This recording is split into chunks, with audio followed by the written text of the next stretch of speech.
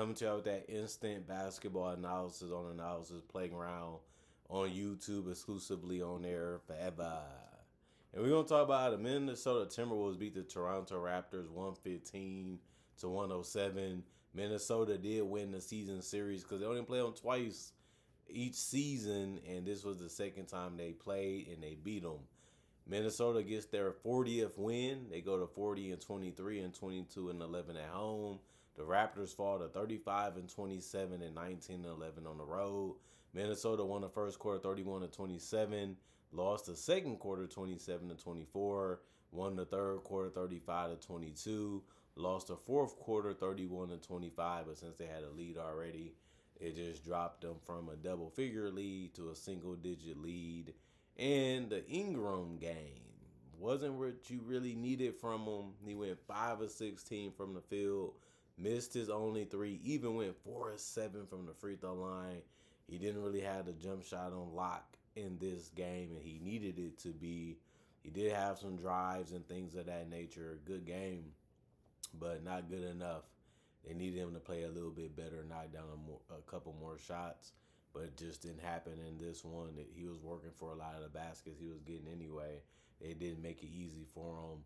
5 rebounds, 2 assists, 1 turnover, 1 steal, 1 offensive rebound, 2 personal fouls, a minus 27 and plus minus. RJ Barrett was there for them a lot when it came to scoring, whether that was shooting threes or getting to the basket or getting to the free throw line. He finished 3 or 4 from the free throw line, 4 or 5 from 3, 9 to 14 from the field for 25 points. That was game high for the Toronto Raptors and game high in the game. Like, nobody really had it going too much, but he was able to do it efficiently in 30 minutes. He had 6 rebounds, 1 turnover, and a block, 3 personal fouls, and was a +3 and plus minus. Scotty Barnes had it going from 3 and had some good shots near the rim, 2 to go down for him. 16 points in 36 minutes. That was the most minutes on the team. And then he also went and got 2 rebounds, 3 assists, and a block. Usually he does more and he impacts the game more, but he didn't have that type of game tonight. 1 offensive rebound, 3 personal fouls, and a +3 and plus minus. Jakob finished around the rim real good. He went 4 or 5 from the field, but he did go 1 or 2 from the free throw line, so he only finished with 9 points. He was the only starter to not score in double figures in points tonight for the Raptors. 7 rebounds. He did lead the team there.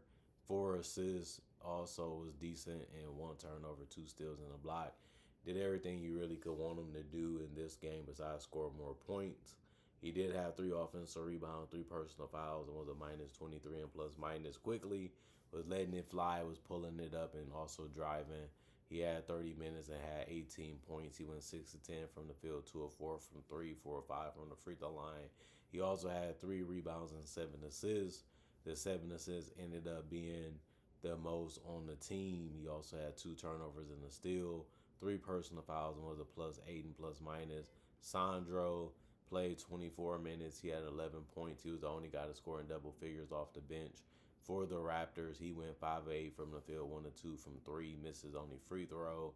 But he did also have 2 rebounds, 1 assist, 1 turnover, 1 steal, 1 block, and 1 offensive rebound, no personal fouls, and was a -8 and plus minus. Trey Jackson Davis played 4 minutes. He had 2 points. He went 1 of 2 from the field, had 4 boards, no turnovers, no personal fouls, and was a +8 and plus minus with 3 offensive rebounds. So he had a lot of hustle and was trying to make some plays around the rim as much as he could in the little amount of minutes he played. Jamison Battle, 10 minutes, 2 points, 1 of 3 from the field. He did have 5 rebounds and 1 assist and no turnovers. 1 offensive board, no personal foul, was a +7 and plus minus. Didn't really do much for you offensively, but the rebounds was really good considering the amount of time he played. Mobo, 9 minutes. He didn't take any shots, but he did get 1 rebound, 2 assists, 2 turnovers, and a block. No personal fouls, and was a +4 and plus minus. Jamal Shead played 17 minutes. He had 2 points, but he went 1 of 7 from the field, 0 of 2 from 3. He did have 4 rebounds, 1 assist, 3 turnovers, 1 offensive rebound, 3 personal fouls, and a -19 and plus minus. And then Jacoby Walter, 17 minutes, 2 points, 0 of 2 from the field. He missed his only 3, but he only scored 2 shots from the free throw line instead of 3, so he finished with 2 points. He did get 1 turnover and 1 steal, 2 personal fouls, and was a -4. And plus minus in Grady Dick, he was able to finish around the rim. He went 2 of 4 from the field and missed his only 3, but he also did go 2 of 2 from the free throw line to get to 6 points in 4 minutes.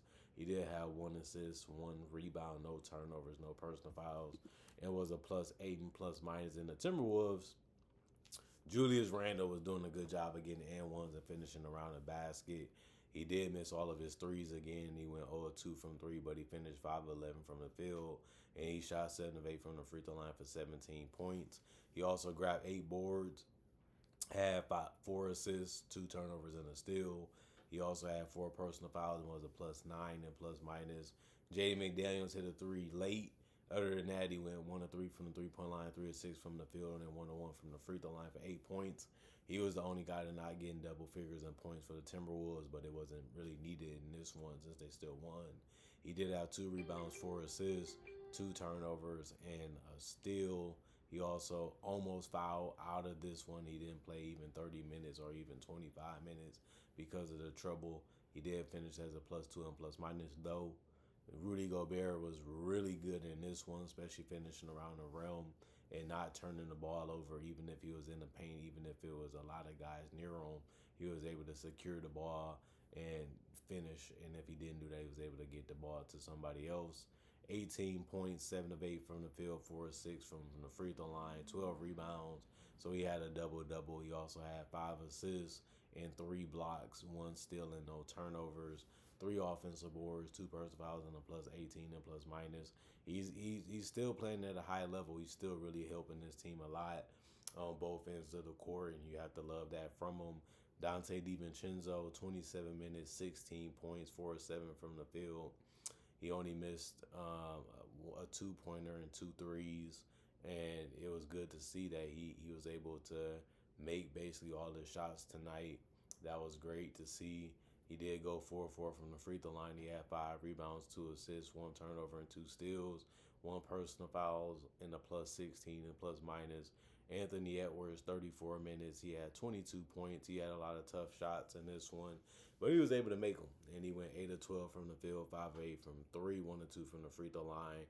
He did have 4 rebounds, 3 assists, 4 turnovers, and a steal, 1 personal foul, and a +15 and plus minus.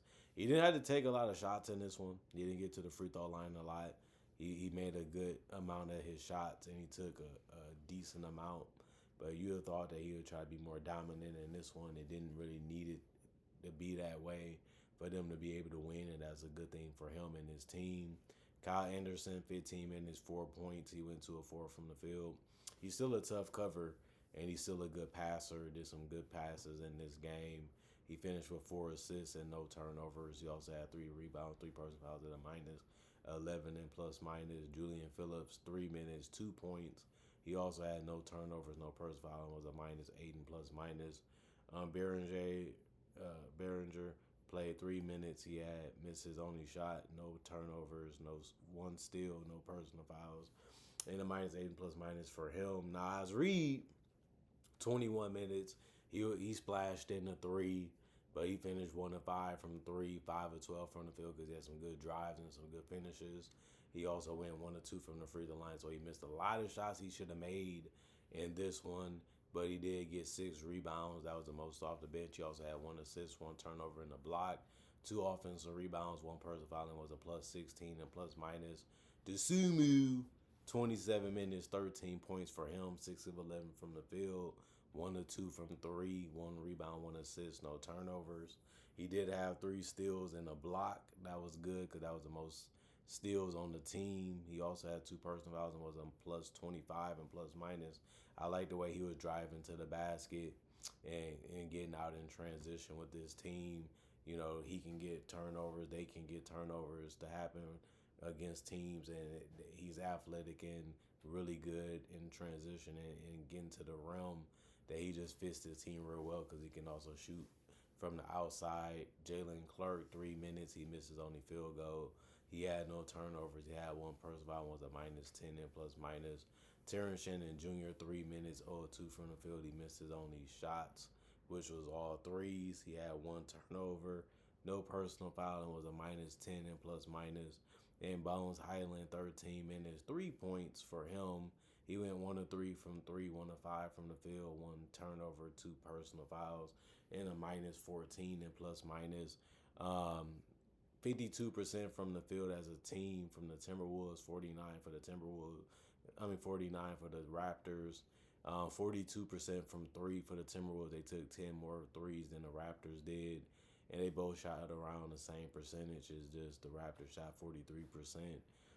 76% from the free throw line for the Timberwolves, 67% for the Raptors, 41 rebounds for the Timberwolves, 40 for the Raptors, 24 assists for the Timberwolves, 22 for the Raptors. Both teams ended up having 12 turnovers, but the Timberwolves had 10 steals while the Raptors had 6. Both teams had 5 blocks, 6 offensive rebounds for the Timberwolves, 11 for the Raptors, 35 defensive rebounds for the Timberwolves, 29 for the Raptors, and 22 personal fouls for the Timberwolves, 19 for the Raptors. So, good game, competitive game. The Timberwolves was able to make the tougher shots. They was able to make the last couple plays that ended up deciding the game. And the Raptors just came up short in this one.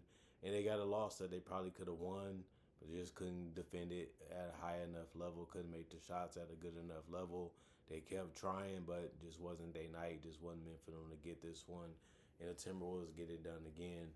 Comment, like, subscribe, share, hit that notification bell to get that analysis when it first come out if you haven't done so already. Y'all stay blessed up. Y'all stay good. Peace. And I'll see y'all later today, hopefully with more analysis.